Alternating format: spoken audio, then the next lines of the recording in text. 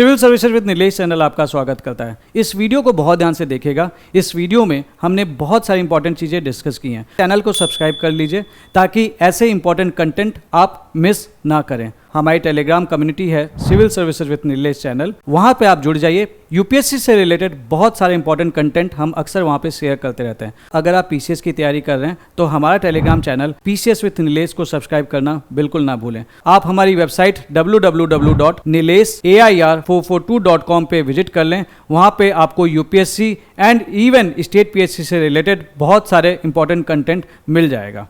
Hello students, civil services with Nilesh channel पर आपका स्वागत है। हम अपनी योजना की सीरीज़ जो है उसको कंटिन्यू कर रहे हैं, जिसमें हमने योजना में जो जून मंथ की मैगज़ीन है, ठीक है, उसके पार्ट 1 को कवर किया था। आज हम उसका पार्ट 2 जो है उससे आगे बढ़ते हैं। अभी तक हमने 4 आर्टिकल्स पढ़े थे जो सारे के सारे इंडिया की नेशनल सिक्योरिटी के विषय में थे और जिनमें हमने ऑपरेशन सिंदूर को सेंटर में रखकर, केंद्र में रखकर इंडिया की जो न्यूक्लियर कह रहा हूँ मैं, न्यूक्लियर भी उसमें आ जाएगा एक पार्ट, लेकिन इंडिया की जो नेशनल सिक्योरिटी से संबंधित मामले हैं उनको पढ़ा था, जिसमें हमने देखा था कि किस तरीके से भारत क्या कर रहा है, आत्मनिर्भर बन रहा है किस चीज़ में, डिफेंस सेक्टर में। ठीक है, इसी में हमने एक चीज़ और भी पढ़ी थी जिसको हम कह रहे थे DFI, drone federation of India. ठीक है, हमने ऑपरेशनल एथिक्स क्या होता है वो भी जाना था। एसिमेट्रिक वॉरफेयर क्या होता है उसके विषय में भी थोड़ी सी हमने डिटेल में बात करी थी।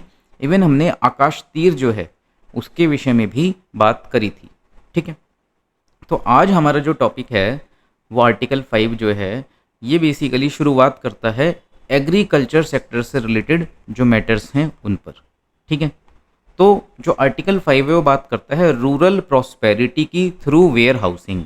अब वेयर हाउसिंग की अगर हम बात करें तो इसको हम सरल भाषा में कह सकते हैं गोदाम, ठीक है, या गोडाउन।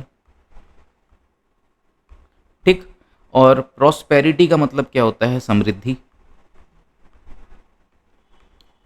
ठीक है, यानी कि ग्रामीण समृद्धि, गांव में जो प्रॉस्पेरिटी आएगी यानी कि खुशहाली आएगी, वो किसके माध्यम से आएगी, गोडाउन्स के माध्यम से, वेयर हाउसेस के माध्यम से आएगी। वो कैसे आएगी उसको हम समझते हैं। सबसे पहले हम बात करते हैं कि अगर हम भारत के रूरल लैंडस्केप की यानी कि ग्रामीण परिदृश्य की बात करें तो गांव कितने हैं, 6.65 लाख गांव हैं भारत में, जिसमें ग्राम पंचायत जो हैं वो 2.66 लाख हैं। ठीक है, और रूरल पॉपुलेशन मतलब कि हमारे देश की कितनी % पॉपुलेशन अभी भी गांव में रहती है, 2011 का जो सेंसस है उसके अकॉर्डिंग 68.85% है। ठीक है, और 2045 तक भी जो नीति आयोग का अनुमान है उसके अनुसार 50% से अधिक लोग गांवों में रहेंगे। ठीक है, तो रूरल एम्प्लॉयमेंट की अगर हम बात करें तो उसमें एग्रीकल्चर में जो लोग इन्वॉल्व होते हैं वो 58.4% लोग हैं, 1991 से डिक्लाइन कर रहा है। अच्छा, जब हम कह रहे हैं कि 1991 से जो एग्रीकल्चरल एम्प्लॉयमेंट है यानी कि जो लोग किसानी में इन्वॉल्व हैं, खेती में इन्वॉल्व हैं, वो घट रहे हैं, तो क्या हम ये कह सकते हैं that it is a bad sign? सोचो, क्या हम इसको बुरा कह सकते हैं कि भाई जो रूरल एग्रीकल्चरल एम्प्लॉयमेंट है वो कम क्यों हो रही है? तो ये बुरी बात नहीं है, क्योंकि ऐसा देखने को मिलता है कि जैसे जैसे कोई देश तरक्की करता है, इकोनॉमिकली प्रोग्रेस करता है, उस देश में क्या होता चला जाता है, एग्रीकल्चरल सेक्टर में जो इन्वॉल्व लोग हैं वो कम होते चले जाते हैं। ऐसा क्यों? क्योंकि बेटर टेक्नोलॉजी आएगी, और जब बेटर टेक्नोलॉजी होगी तब क्या होगा, लेस पीपल मोर आउटपुट। ठीक है, तो यानी कि कम लोग ही ज़्यादा लोगों की एग्रीकल्चरल नीड्स को फुलफिल कर देंगे, इतना क्रॉप प्रोडक्शन कर देंगे। ठीक है, तो इसी वजह से जब हम कहते हैं कि भारत में जो समस्या है वो क्या है कि एग्रीकल्चर में ज़रूरत से ज़्यादा लोग इन्वॉल्व हैं और उसकी वजह से जो एग्रीकल्चरल इनकम है वो और कम हो जाती है। एक एग्रीकल्चरल लैंड है, उस पर जितने लोगों का इन्वॉल्वमेंट होना चाहिए, यदि उससे ज़्यादा लोग इन्वॉल्व होंगे तो क्या होगा, एग्रीकल्चर इनकम कम हो जाएगी, तो उनको हमें दूसरे सेक्टर में लेके आना होगा। बट द प्रॉब्लम इज़ कि हम बात करें तो हमारे देश में सर्विस सेक्टर तो ठीक परफॉर्म कर रहा है, लेकिन जो मैन्युफैक्चरिंग सेक्टर है it is not performing well, है ना। क्योंकि हमने 1991 में डायरेक्टली एग्री सेक्टर से किस पे जंप किया, सर्विस सेक्टर पे जंप किया, और जो मैन्युफैक्चरिंग है उस पे फोकस नहीं किया गया। और हमको पता है कि सर्विस सेक्टर जो होता है उसमें कम लोग ज़्यादा काम कर लेते हैं, बट मैन्युफैक्चरिंग सेक्टर की जब हम बात करते हैं तो ये लेबर इंटेंसिव होता है, ठीक है। तो इससे जो एक चीज़ आपको क्लियर हुई होगी वो ये है कि भाई एग्रीकल्चरल सेक्टर में जो एम्प्लॉयमेंट है वो घट रहा है, यानी कम लोग खेती कर रहे हैं, किसानी कर रहे हैं। 1991 से ये डिक्लाइन हमको देखने को मिल रहा है। It is not a bad sign, ठीक है। ये एक चीज़ आपको पता होनी चाहिए। फिर हम अगर एग्रीकल्चर आउटपुट की बात करें तो फूड ग्रेन्स का जो हमारा आउटपुट है वो कितना है, 3322.98 LMT। ऑयल सीड्स की अगर हम बात करें तो उसका इतना है। ये डेटा आप लोग एक बार देख सकते हो, ठीक है। अब हम बात करते हैं कि इश्यूज़ क्या हैं, ठीक है। तो की इश्यूज़ ये हैं कि फार्मर्स फेस करते हैं low income due to post harvest losses and poor marketing infrastructure. देखो, इसको हम समझते हैं कि यहाँ बात हो रही है कि वेयर हाउसिंग के माध्यम से हमें क्या करना है, रूरल प्रॉस्पेरिटी लेके आनी है। होता क्या है, किसान ने मान लो कोई क्रॉप उगाई, ठीक है, उसका हो गया बम्पर प्रोडक्शन।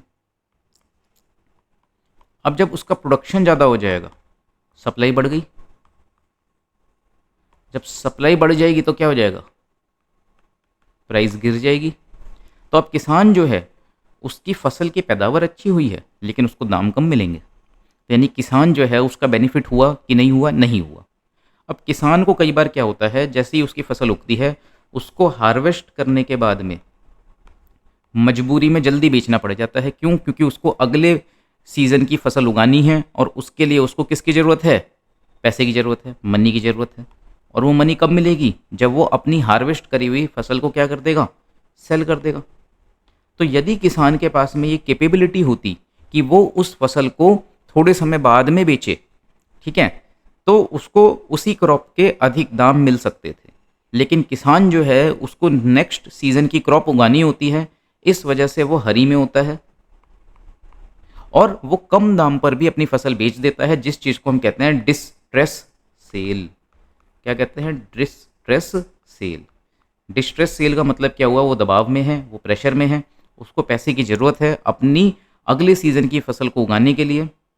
अगले सीज़न की फसल को उगाने के कारण ही, मतलब उसके लिए उसको पैसा चाहिए और उसने हड़बड़ी में अपनी फसल बेच दी कम दामों पर। उस चीज़ को हम कहते हैं डिस्ट्रेस सेल। अब ये जो डिस्ट्रेस सेल की समस्या है इसको कैसे दूर किया जा सकता है, इसको ऐसे दूर किया जा सकता है जब किसान क्या करे, अपनी फसल को स्टोर करके रखे, है ना, गोडाउन्स में, ठीक है, वेयर हाउसेज में। अब जो समस्या वो ये है कि किसान अगर अपनी फसल को वेयर हाउस में स्टोर करके रखेगा तो उससे क्या होगा, उसको मनी तो मिलेगी नहीं, और जब उसको मनी नहीं मिलेगी तो फिर वो नेक्स्ट सीजन की क्रॉप कैसे उगाएगा, ठीक है। तो इसी चीज को दूर करने के लिए एक व्यवस्था करी गई है जिसको हम कहते हैं कि भाई वो क्या कर सकता है, वेयर हाउस में जाके अपनी फसल को रख देगा। और ये जो वेयर हाउस होंगे ये लिंक्ड होंगे किससे, WDRA से, warehouse development and regulatory authority से, ठीक है। जो PDF में लिखा है उसको भी हम पढ़ेंगे, लेकिन एक आपका बैकग्राउंड क्लियर होना चाहिए, तभी PDF में लिखी चीज़ें आपको समझ में आएंगी, ठीक है। तो warehouse development and regulatory authority में के तहत रजिस्टर्ड वेयर हाउस होगा, उसमें किसान अपनी फसल को रख देगा। और जब किसान अपनी फसल को उसमें रख देगा तो उसके बदले में किसान को एक रिसीट मिलेगी। उस रिसीट को क्या कहेंगे हिंदी में, रसीद, ठीक है। और ये क्योंकि वेयर हाउस में रखने पे मिल रही है तो इसको हम कह देंगे वेयर हाउस रिसीट।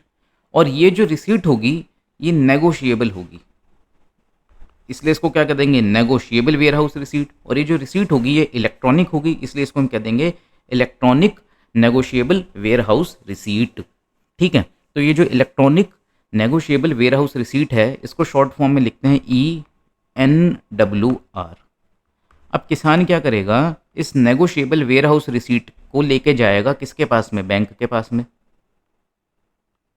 और बैंक से क्या करेगा, लोन मांगेगा। किसान कहेगा कि देखो भाई मुझे इतने पैसे की ज़रूरत है, मैं तुम्हें चुका दूंगा, और नहीं चुका पाया तो मेरी जो फसल है वो वेयर हाउस में गोदाम में पड़ी है, उसको आप बेच लेना और मेरे जो पैसे हैं उसको रिकवर कर लेना। यानी कि किसान क्या कर रहा है, जो क्रॉप उसने सीजन में उगाई थी उसी को बेसिकली वो गिरवी रख रहा है और उसके बदले में वो उधार ले रहा है। अब इसमें समस्या क्या आती है, ये नेगोशिएबल वेयर हाउस रिसीट के तहत बैंक लोन तो दे सकते हैं किसानों को, लेकिन बैंक जो है वो डरते हैं। ठीक है, उन्हें फियर होता है किस बात का, कि रिकवरी लॉस हो जाएगा। ऐसा क्यों लगता है उन्हें? क्योंकि देखो भाई, जो किसान की फसल है वो ऐसा हो सकता है कि वेयर हाउस में पड़ी पड़ी क्या हो गई, रॉट हो गई। ठीक है, अब जब वो रॉट हो जाएगी तो जो क्रॉप प्राइस है वो घट जाएगी।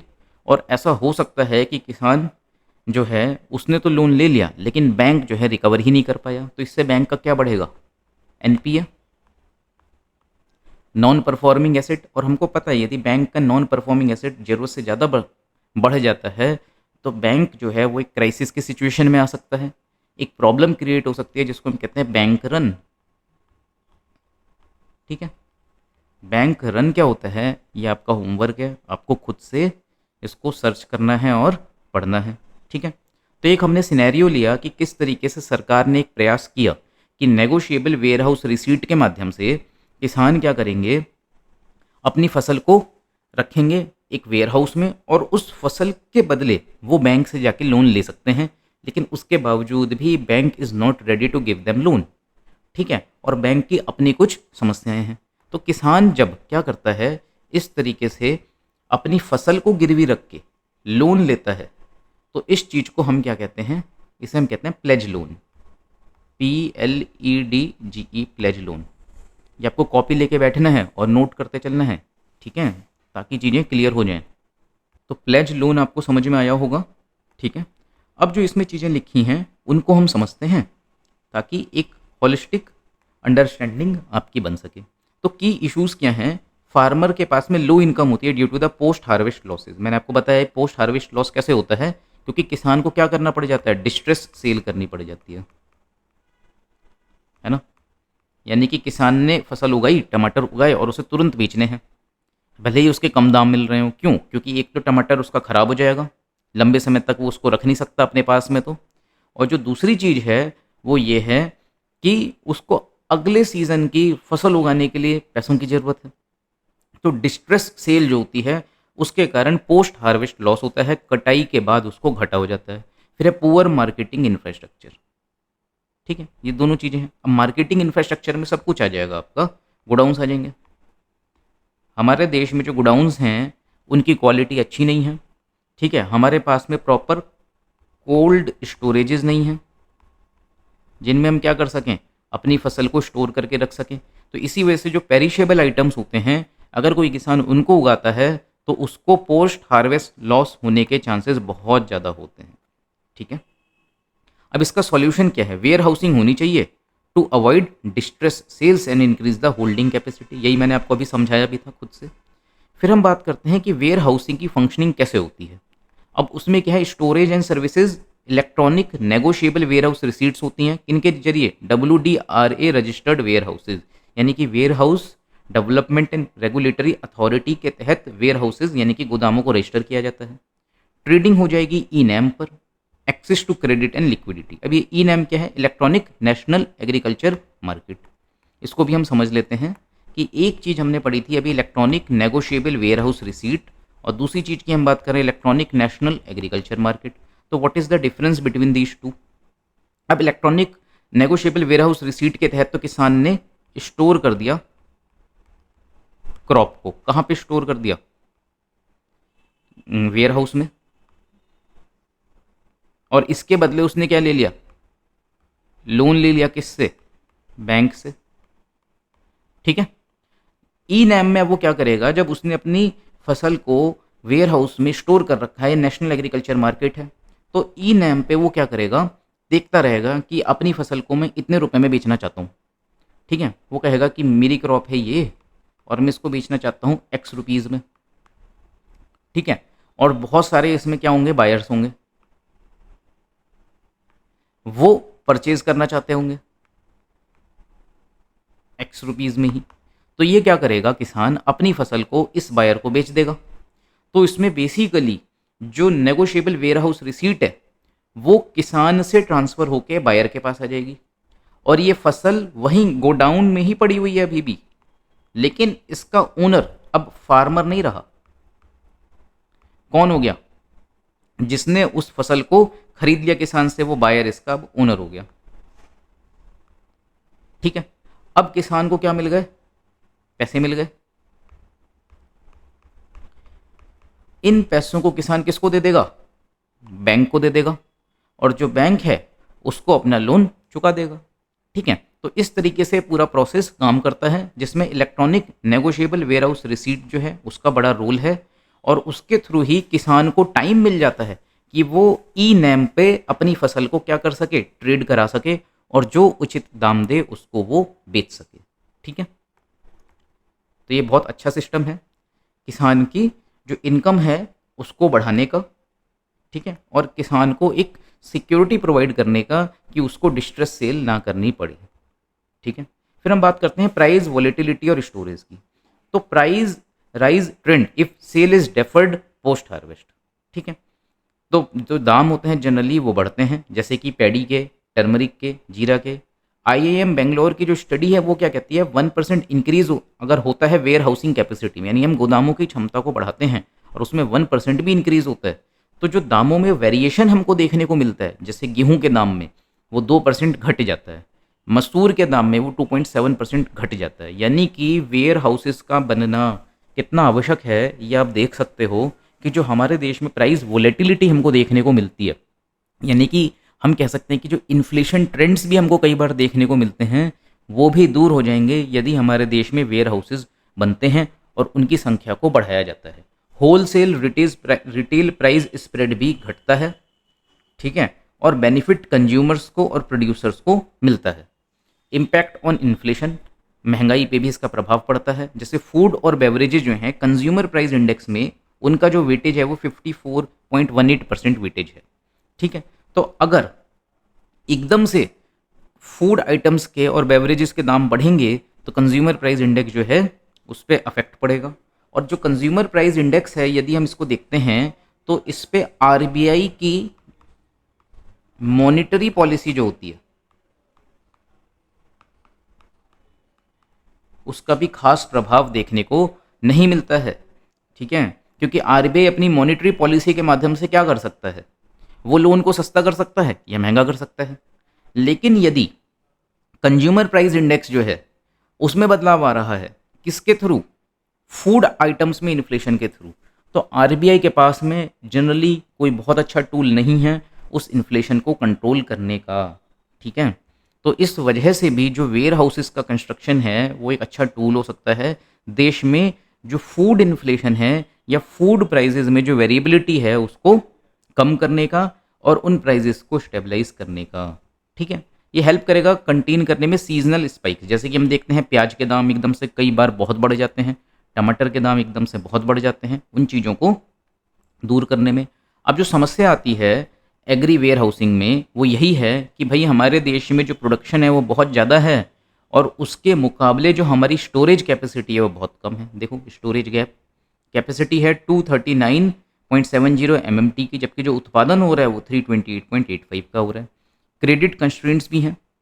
ठीक है, low bank interest in post harvest loans, तो जो बैंक हैं उनका इंटरेस्ट जो है वो कम है पोस्ट हार्वेस्ट लोन्स में, यानी कि उनकी रुचि नहीं है, वो लोन नहीं देना चाहते।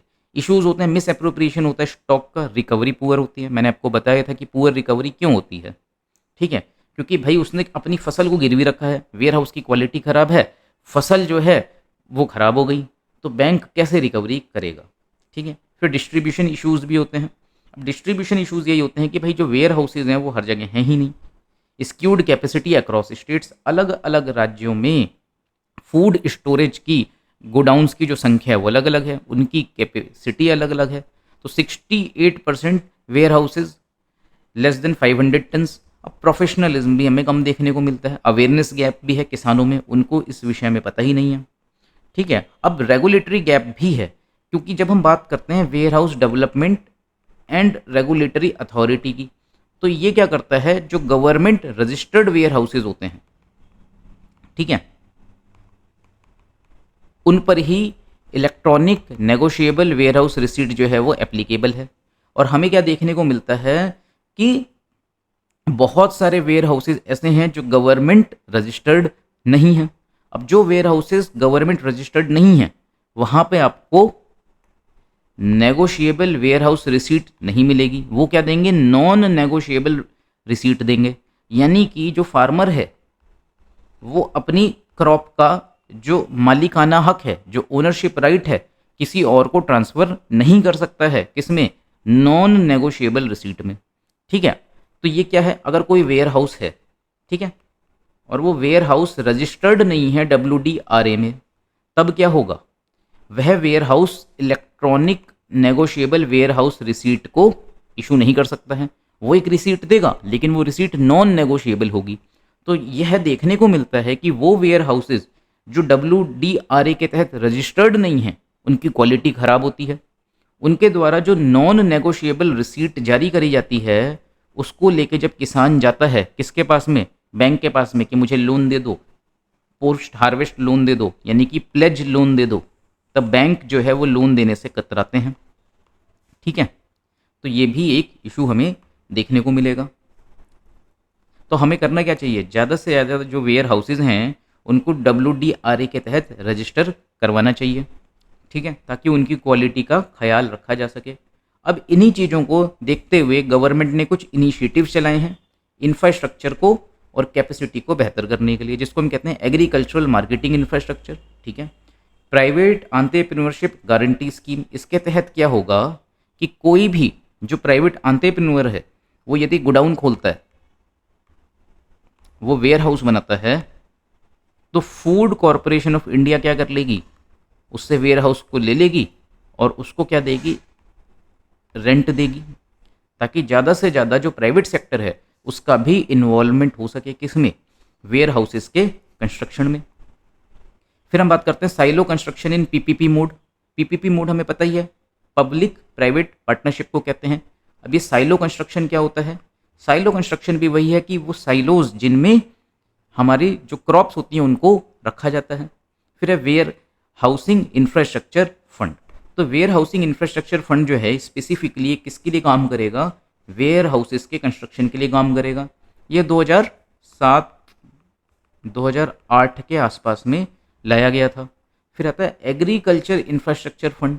अब ये एग्रीकल्चर इंफ्रास्ट्रक्चर फंड जो है ये 2020 के आसपास में आया है। और एग्रीकल्चर इंफ्रास्ट्रक्चर फंड ज़्यादा हॉलिस्टिक है compare to warehouse infrastructure fund के, क्योंकि वेयर हाउस इंफ्रास्ट्रक्चर फंड केवल वेयर हाउस के निर्माण के लिए फंड देने की, पैसा देने की, निधि देने की बात कर रहे हैं। लेकिन जब हम एग्री इंफ्रास्ट्रक्चर फंड की बात करते हैं तब इसमें एग्रीकल्चर से रिलेटेड काफ़ी सारी चीज़ें इंक्लूड हो जाएंगी। तो एग्रीकल्चर इंफ्रास्ट्रक्चर फंड में भी आपको क्या मिल जाएगा, लोन मिल जाएगा। किसके लिए, वेयर हाउस बनाने के लिए। इसके साथ में कोल्ड स्टोरेज बनाने के लिए। इसके अलावा फार्मर प्रोड्यूसर ऑर्गेनाइजेशंस जो बनती हैं उनका भी एक इंफ्रास्ट्रक्चर हो सकता है। ठीक है, तो उसके इंफ्रास्ट्रक्चर के बनाने के लिए भी आपको क्या मिल जाएगा, लोन मिल जाएगा। ठीक है, 1 लाख करोड़ रुपए इसमें रखे गए हैं फॉर पोस्ट हार्वेस्ट इंफ्रास्ट्रक्चर। इसी तरीके से PACS स्टोरेज स्कीम भी है, 1 लाख करोड़ है for green storage at PACS level. ठीक है, फिर क्रेडिट सपोर्ट स्कीम में सरकार क्या कर रही है, क्रेडिट गारंटी स्कीम है for electronic negotiable warehouse receipt based pledged finance. अब प्लेज्ड फाइनेंस क्या होता है कि किसान ने अपनी फसल को, क्रॉप को क्या रखा, गिरवी रखा और उसके बेसिस पे लोन ले लिया।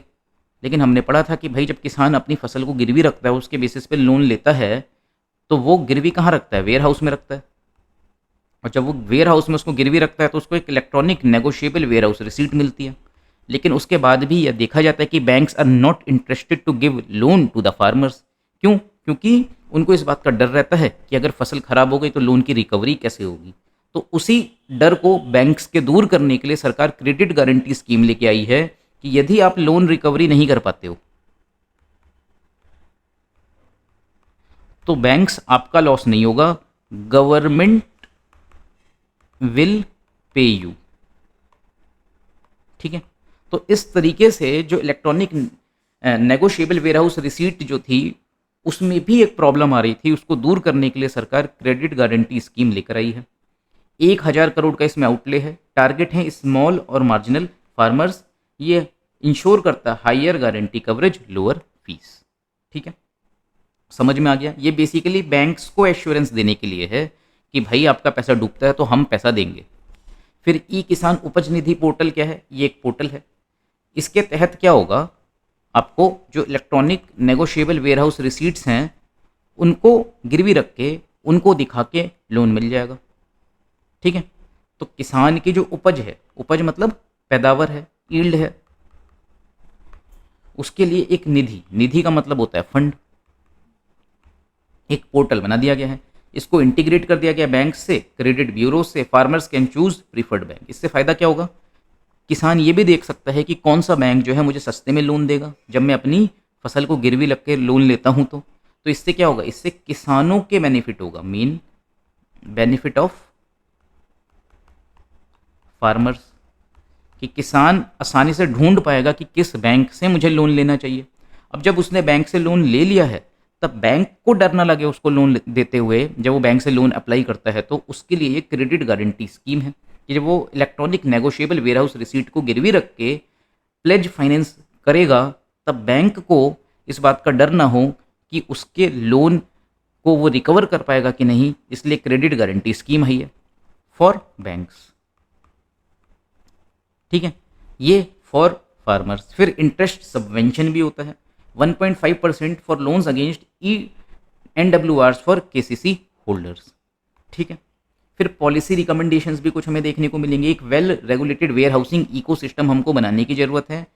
बैंक में कॉन्फिडेंस लाना होगा कि वो लैंड करे, उधार दे। हमें जितने भी वेयर हाउसेज हैं सारे के सारे रेगुलेटरी फ्रेमवर्क में लेके आने होंगे, किसके, WDRA के। ठीक है, इम्प्लीमेंट करना होगा मल्टी प्रोन्ड अवेयरनेस कैंपेन, ताकि क्या हो सके, किसानों में एक जागरूकता आए कि इस तरीके से भी वो लोन ले सकते हैं। एजुकेट करना होगा फार्मर्स को प्राइस मूवमेंट्स के बारे में, स्टोरेज बेनिफिट्स के बारे में, प्लेज फाइनेंस क्या होता है इसके बारे में, इलेक्ट्रॉनिक नेगोशिएबल वेयरहाउस रिसीट्स और इलेक्ट्रॉनिक नेशनल एग्रीकल्चर मंडी, इन सब की यूसेज के बारे में। ठीक है, तो गवर्नमेंट की इनिशिएटिव क्या है, इंप्रूव करना है पोस्ट हार्वेस्ट इंफ्रास्ट्रक्चर को और क्रेडिट एक्सेस बढ़ानी है किसानों की। तो जब हम पोस्ट हार्वेस्ट की बात करते हैं तो आप लोग मुझे बताना कि इसको हम फॉरवर्ड लिंकेज कहेंगे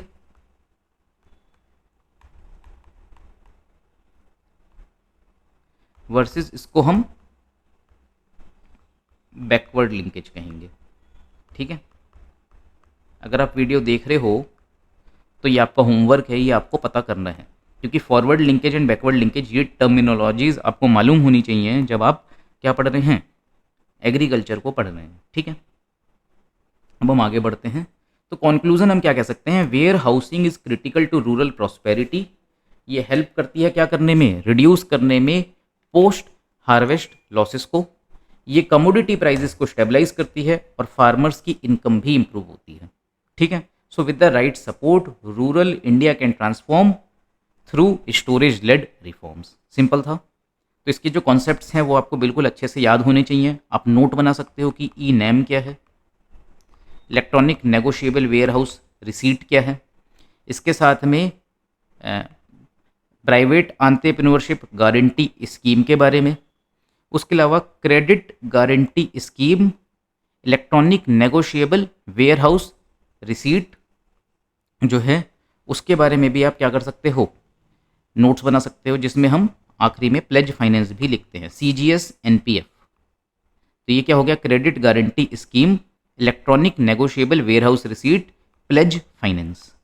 ठीक है, और फिर हम इसमें ये भी देख सकते हैं कि किस तरीके से जो इन्फ्लेशन है वो भी कंट्रोल होगा, क्योंकि जो कंज्यूमर प्राइस इंडेक्स वाला इन्फ्लेशन होता है उसको RBI बहुत हद तक कंट्रोल नहीं कर पाता है, क्योंकि इसका जो मेजर कंपोनेंट होता है वो क्या होता है, फूड इन्फ्लेशन। ठीक है, और फूड इन्फ्लेशन जो है इस पे RBI का कंट्रोल नहीं है। तो इसको हम कैसे दूर कर सकते हैं, बेटर इंफ्रास्ट्रक्चर के माध्यम से, बेटर लॉजिस्टिक्स के माध्यम से, ताकि जो सप्लाई चेन है उसको भी बेहतर किया जा सके। ठीक है, फिर हम बात करते हैं आर्टिकल 6 की, जो safe food for healthy India के बारे में है। तो जब हम सेफ फूड की बात करेंगे मतलब इसमें फूड कैसा होना चाहिए, उसमें क्या नहीं होने चाहिए, उस ज़्यादा ऑयली नहीं होना चाहिए, ठीक है। तो इसमें बेसिकली जो डर होगा वो कहाँ से होगा, जो आउटसाइड फूड होता है, ठीक है, जिसमें आप स्ट्रीट फूड ले सकते हो, आप किसी रेस्टोरेंट में खाना खा सकते हो, ठीक है। तो ये जो फूड होते हैं ये क्या करते हैं, बहुत ज़्यादा रिस्की होते हैं। कई बार इससे आपको क्या प्रॉब्लम्स हो सकती हैं, डायरिया हो सकता है, ये लिखा ही है यहाँ पे, कोलेरा हो सकता है, ठीक है, हेपेटाइटिस हो सकता है यानी कि जॉन्डिस हो सकता है, ठीक है। तो हम पढ़ते हैं, तो इंपॉर्टेंस क्या फूड सेफ्टी की, डेफिनेशन क्या होगी, scientific discipline plus regulatory system होना चाहिए to prevent contamination in food borne illness. खाना गंदा हो गया है, ठीक है, और फूड बॉर्न इलनेस हो गई है, ग्लोबल इम्पैक्ट क्या होगा, 600 million illness and 4.2 lakh deaths annually. सोचो 4.2 लाख लोग सालाना किससे मर जाते हैं, खराब खाने की वजह से मर जाते हैं। इंडिया में भी हाई प्रिवलेंस है डायरिया की, कोलेरा की और पेस्टिसाइड पॉइजनिंग की। हम देखते हैं कि भारत में आज के समय में जितनी भी क्रॉप्स हम खा रहे हैं उनमें क्या है, पेस्टिसाइड का ठीक ठाक प्रयोग हो रहा है, ठीक है। और ये हमारे हेल्थ के लिए कितना नुकसानदायक है वो हमें समझना होगा। सबसे ज़्यादा वल्नरेबल कौन होंगे, बच्चे होंगे, क्योंकि बच्चों की जो इम्यूनिटी होती है वो वीक होती है ना। देखो इम्यूनिटी दो प्रकार की होती है, एक को हम कहते हैं इनेट इम्यूनिटी, इनेट इम्यूनिटी, और एक इम्यूनिटी जो होती है उसको हम कहते हैं एक्वायर्ड इम्यूनिटी, ठीक है। तो जब हम छोटे बच्चे की बात करते हैं तो इनेट इम्यूनिटी तो उसके पास पहले से ही होती है, क्योंकि ये क्या है, जन्म जात रोग प्रतिरोधक क्षमता। लेकिन एक्वायर्ड इम्यूनिटी जो होती है ये वो इम्यूनिटी होती है जिसको वो over the period of time acquire करता है, और जनरली इसको एक्वायर का जो टाइम होता है वो 5 to 6 ईयर्स होता है। तो इसी वजह से जो छोटे बच्चे हैं उनमें आपको एक्वायर्ड इम्यूनिटी नहीं देखने को मिलेगी, सिर्फ इनेट इम्यूनिटी होगी, यानी कि उनकी इम्यूनिटी क्या होगी, वीक होगी। तो इसी वजह से वो ज़्यादा वल्नरेबल होंगे किसके प्रति, कंटेमिनेटेड फूड के प्रति, ठीक है। ये कॉन्सेप्ट आपको पता होना चाहिए। फिर हम इकोनॉमिक इम्पैक्ट की बात करें तो इससे हेल्थ केयर कॉस्ट बढ़ती है लोगों की, और हेल्थ केयर कॉस्ट जब लोगों की बढ़ती है तो हमें देखने को मिलता है कि वो लोग जो अबव पोवर्टी लाइन थे उनका आउट ऑफ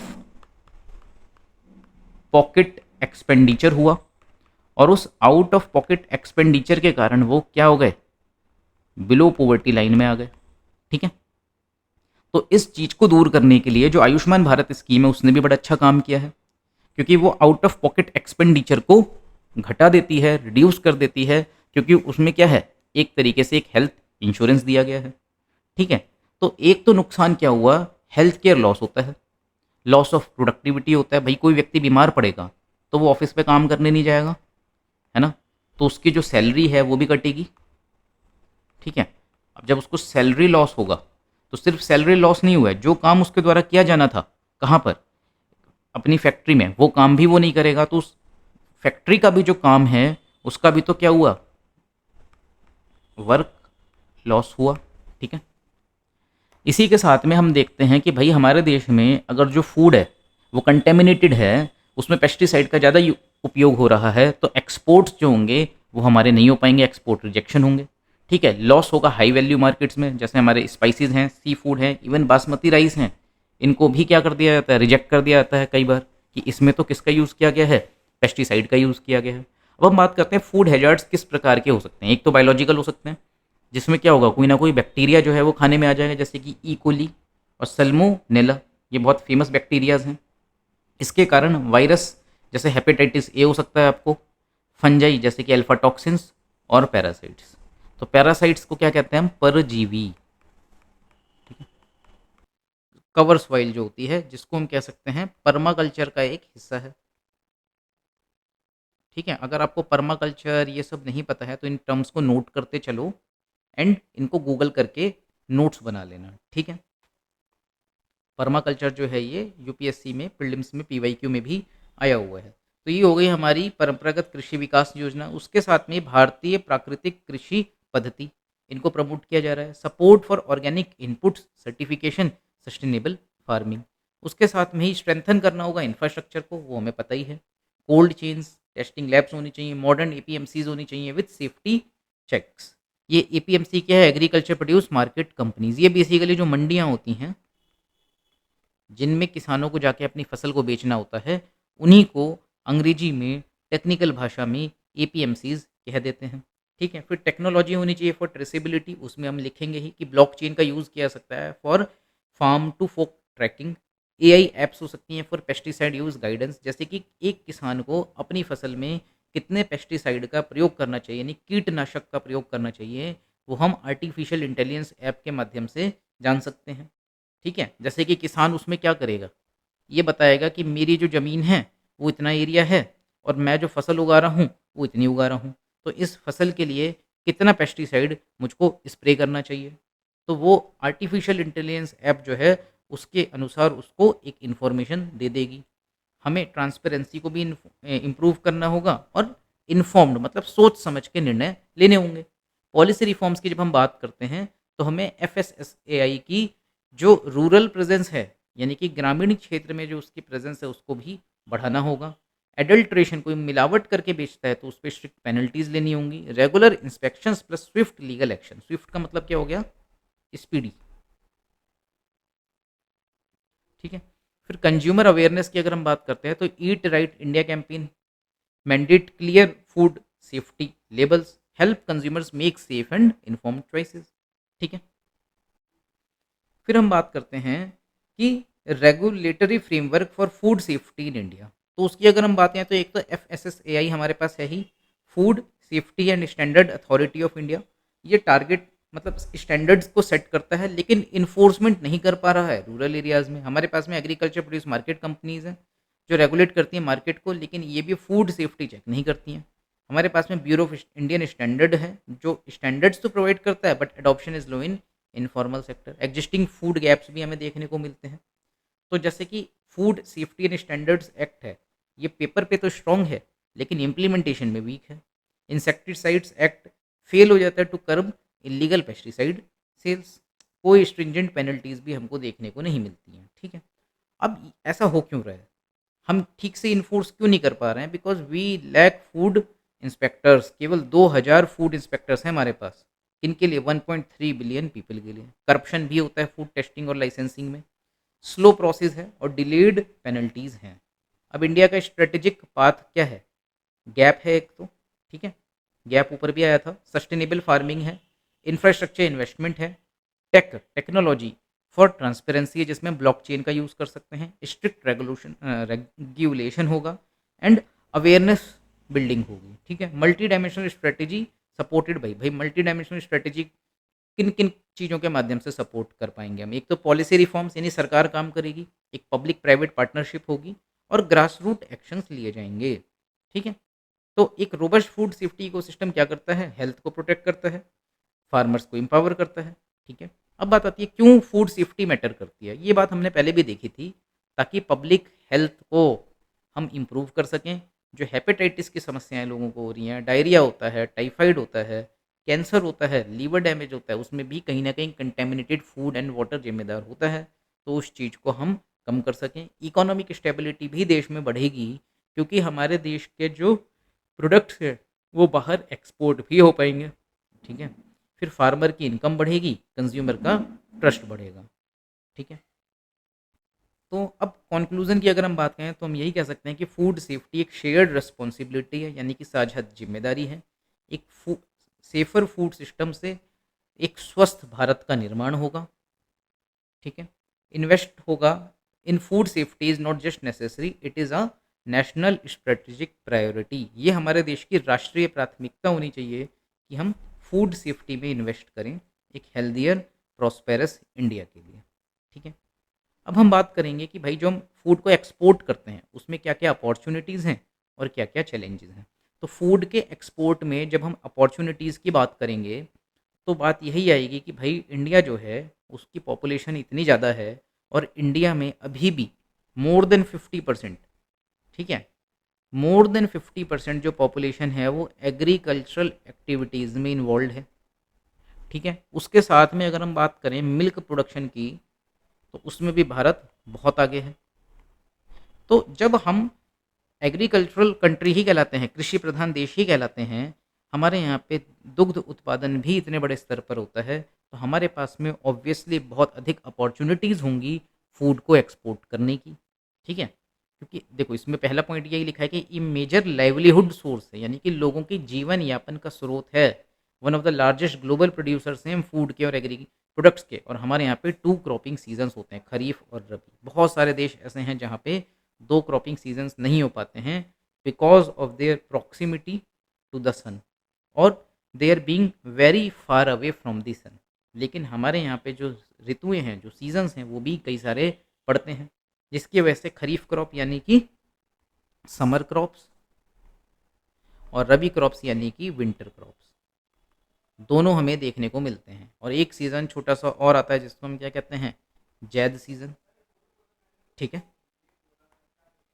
तो agree export supports economy, income generation, employment and demand creation. Food export से क्या होगा, फॉरेन एक्सचेंज की अर्निंग होगी, यानी हमारे पास में क्या आएगा, डॉलर्स आएंगे, फॉरेक्स रिजर्व्स आएंगे। और यदि हमारे डॉलर्स बढ़ते हैं तो उससे क्या होगा, हमारा करंट अकाउंट डेफिसिट कम होगा, यानी कि हमारा ट्रेड डेफिसिट कम होगा, यानी कि डॉलर के कंपैरिजन में जो रुपी है वो क्या हो जाएगा, स्ट्रॉन्ग हो जाएगा, ठीक है? हमारा बैलेंस ऑफ पेमेंट भी बेहतर हो जाएगा। अब बैलेंस ऑफ पेमेंट किन 2 चीज़ों से मिलके बना होता है, एक तो उसमें करंट अकाउंट होता है, ठीक है? दूसरा कौन सा अकाउंट होता है आप कमेंट बॉक्स में बताना, ठीक है? फिर जब हम बात करेंगे रूरल इम्पैक्ट की, तो उससे क्या होगा, जॉब क्रिएशन होगा, गरीबी दूर होगी और ओवरऑल देश का डेवलपमेंट होगा, ठीक है? फूड एंड एग्रीकल्चर एक्सपोर्ट के सिनेरियोज क्या हैं?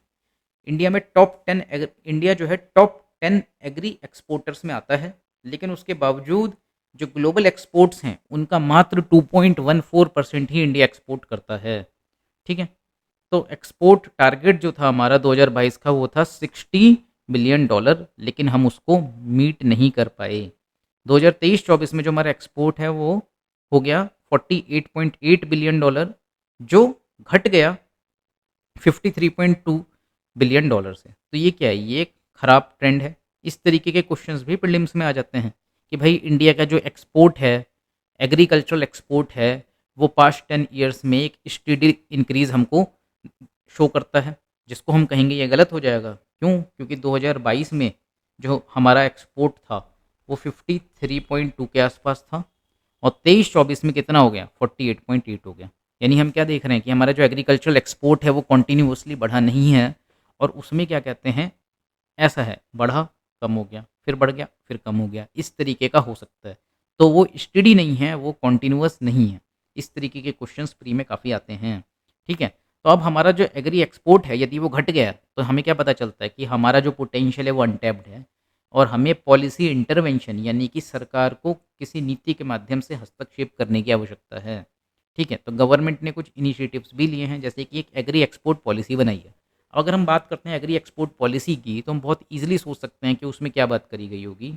उसमें बात यही करी गई होगी कि किस तरीके से हमें अपने एग्रीकल्चरल एक्सपोर्ट को बढ़ाना है, और एग्रीकल्चरल एक्सपोर्ट को बढ़ाने के लिए हमें क्या करना होगा, जो हम ऊपर की चीज़ें पढ़ के आए हैं इतनी सारी, उसी से हम पॉइंट्स को निकाल सकते हैं कि भाई एग्रीकल्चरल एक्सपोर्ट्स को बढ़ाने के लिए हमें अपने देश में लॉजिस्टिक्स पे भी फोकस करना होगा, एग्रीकल्चरल इंफ्रास्ट्रक्चर पे भी फोकस करना होगा, जो वेयर हाउसेज हैं उन पे फोकस करना होगा, पेस्टिसाइड का जो यूज़ है उसको क्या करना होगा, कम करना होगा, ताकि जो फाइटोसैनिटरी मीजर्स हैं उसमें हमारे जो प्रोडक्ट्स हैं उनको रिजेक्ट ना कर दिया जाए।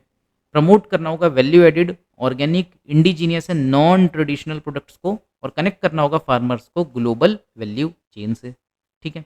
फिर फाइनेंशियल असिस्टेंस स्कीम्स भी चलाई जाती हैं सरकार के द्वारा, जैसे कि हमने ऊपर भी देखा था, agricultural infrastructure fund, warehouse infrastructure fund, private entrepreneurship guarantee scheme, credit guarantee scheme, negotiable warehouse receipt, pledge finance, ठीक है? तो ये सब क्या है, फाइनेंशियल असिस्टेंस स्कीम्स हैं।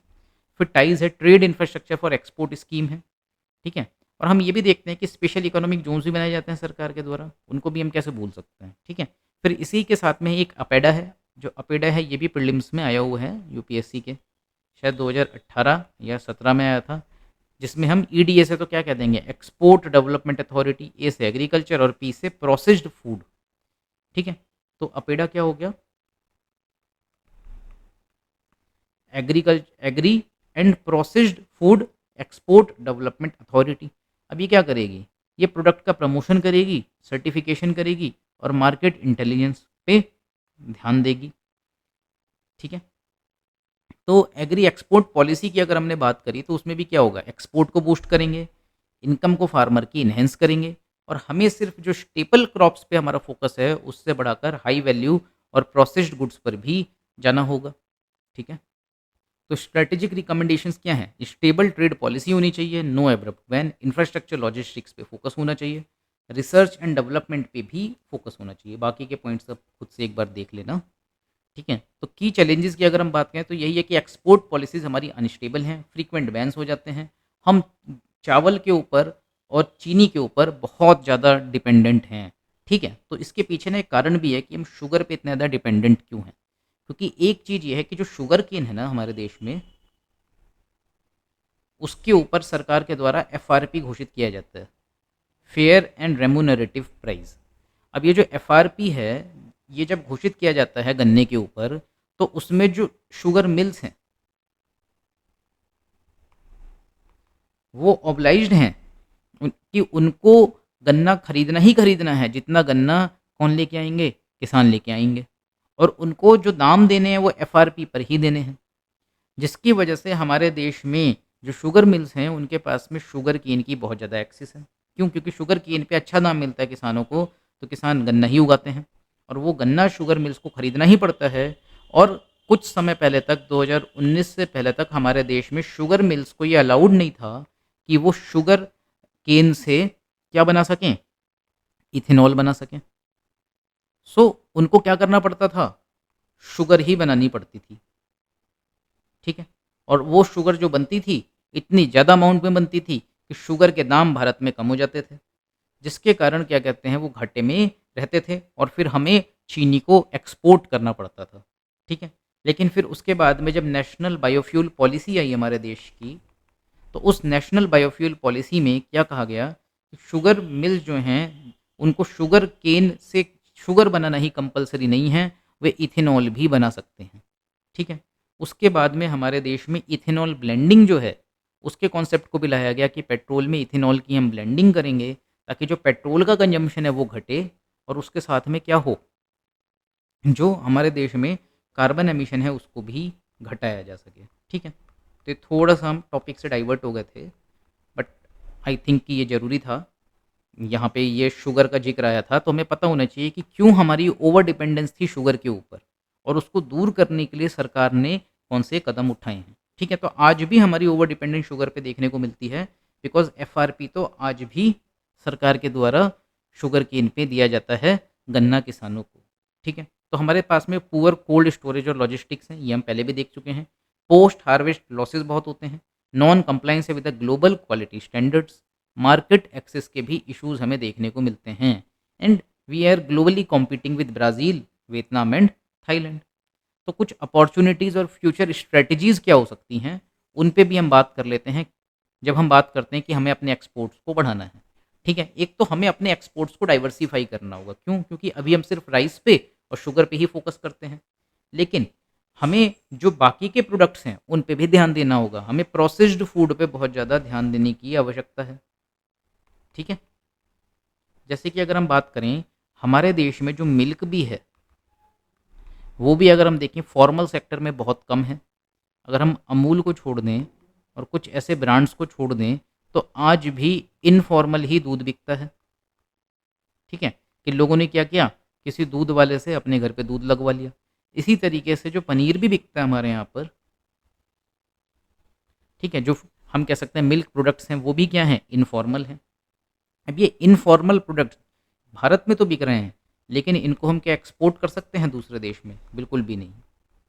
ठीक है, तो हमें इस मार्केट को फॉर्मलाइज करना होगा और इन प्रोडक्ट्स को, क्योंकि इनकी दुनिया भर में डिमांड है, या मिल्क पाउडर जो है मिल्क से, इनको हमें बड़े स्तर पे बनाना होगा। और जब हम पनीर बना रहे हैं, मिल्क पाउडर बना रहे हैं, so what basically we are doing the processing of the food items. इसी तरीके से जब हम टोमेटो से टोमेटो सॉस बना लेते हैं, या जिसको हम कहते हैं केचप बना लेते हैं, तो वो भी क्या है, वो भी एक तरह से फूड प्रोसेसिंग है।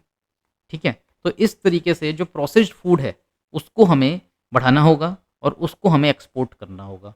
और सिर्फ चावल और गन्ने के ऊपर हम निर्भर नहीं रह सकते हैं यदि हमें एग्रीकल्चर की फील्ड में क्या करना है, अपने एक्सपोर्ट्स को बढ़ाना है।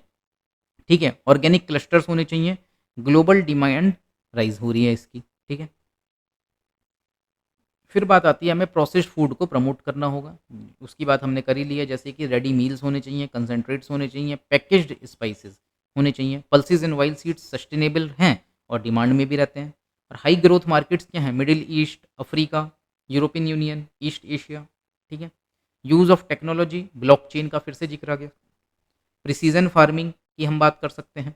ठीक है, तो जब हम प्रिसीजन फार्मिंग की बात करते हैं तो प्रिसीजन फार्मिंग में क्या होता है, प्रिसीजन फार्मिंग में जो खास चीज़ें हैं वो ये है कि इसमें वाटर यूज़ एफिशिएंसी होगी, यानी कि जितनी पानी की आवश्यकता है उतने का ही प्रयोग होगा। इसमें नाइट्रोजन यूज़ एफिशिएंसी भी होगी, यानी कि इसमें उतने ही यूरिया को हम यूज़ में लेके आएंगे जितनी की ज़रूरत है। ठीक है, फिर डिजिटल प्लेटफॉर्म्स भी हो सकते हैं। ठीक है, फिर हम बात करते हैं ब्रांडिंग की। पोजीशन करना होगा इंडियन प्रोडक्ट्स को एज प्रीमियम, जैसे कि basmati rice and spices. Invest करना होगा हमें सर्टिफिकेशंस में और इंटरनेशनल स्टैंडर्ड्स में।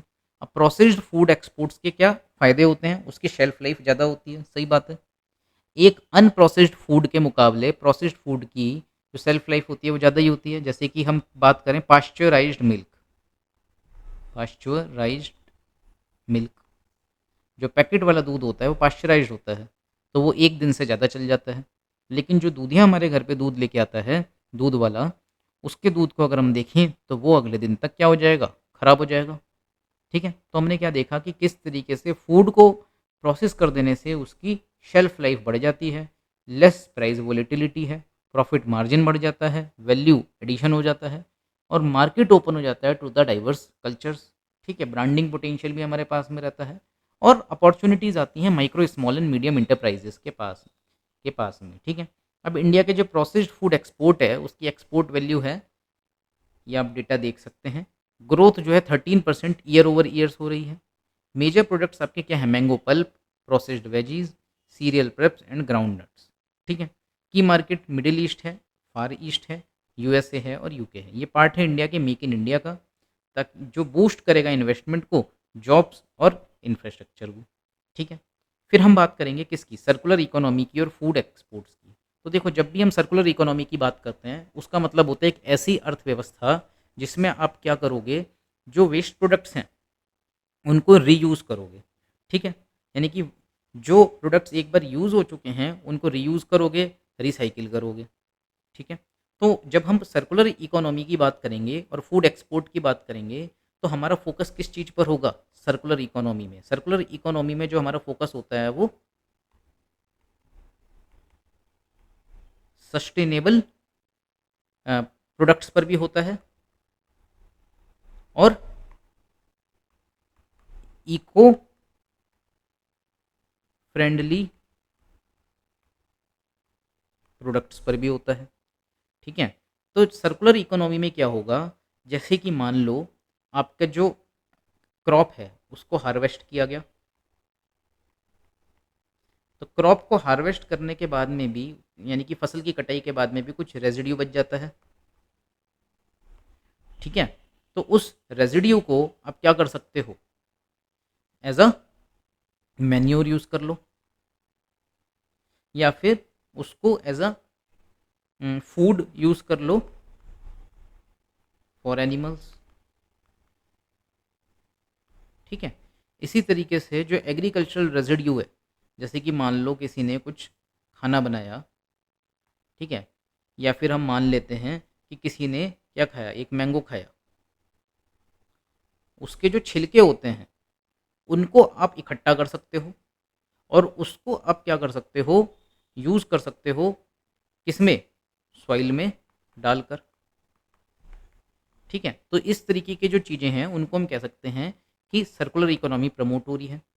अब हम डिटेल में देखते हैं यहाँ क्या है। तो प्रॉब्लम्स जो एड्रेस होंगी इससे वो क्या होंगी, फूड का जो वेस्ट होता है, इन्वायरमेंटल डिग्रेडेशन होता है, इकोनॉमिक लॉसेज होते हैं, वो इससे एड्रेस होगा।